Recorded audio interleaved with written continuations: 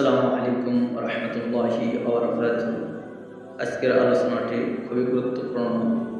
যারা চায় যে মানুষ তাকে সম্মান করুক, সম্মানিত হতে চায় মানুষের কাছে, যারা চায় যে অনেক অর্থ সম্পদের মালিক হোক, তাদের রিজিকের মধ্যে বরকত হোক, যারা চায় যে তাদের দোয়া আল্লাহর দরবারে কবুল হোক, তাদের জন্য আজকের আলোচনাটি।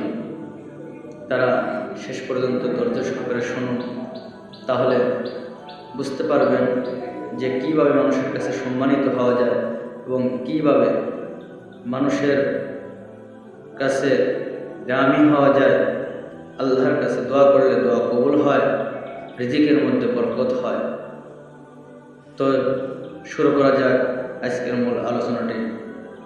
রাসূল সাল্লাল্লাহু আলাইহি ওয়াসাল্লাম মসজিদের মধ্যে সাহাবায়ে কিরামদের নিয়ে আলোচনা করতেছিলেন।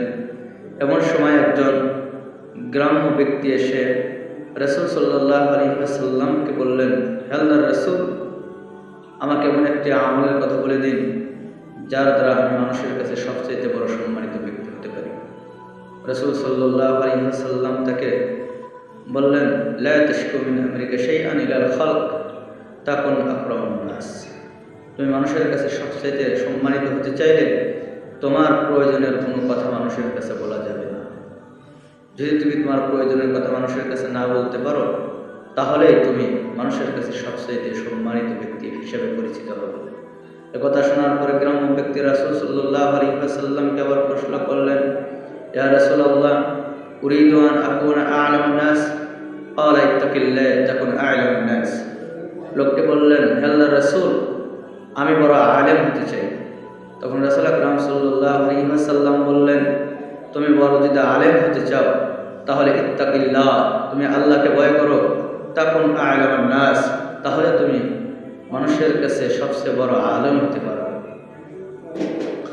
একথা শোনার পর গ্রাম্য লোকটি আবার রাসূল সাল্লাল্লাহু আলাইহি ওয়াসাল্লামকে বললেন, হে আল্লাহর রাসূল, আমি চাই আমার রিজিকের মধ্যে বরকত হোক, আমার রিজিকের মধ্যে অসাআত হোক, আমি অর্থ সম্পদের মালিক হই।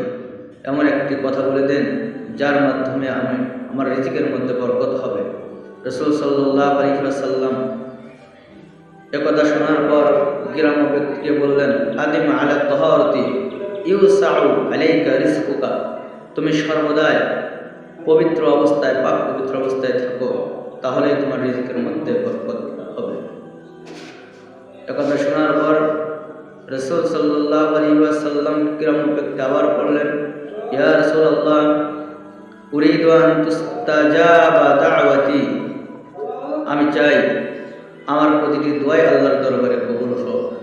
রাসূল সাল্লাল্লাহু আলাইহি ওয়াসাল্লাম তখন গ্রাম্য ব্যক্তিকে বললেন, তুমি হারাম খাদ্য থেকে বেঁচে থাকো, হারাম থেকে বাঁচো, তাহলে তুমি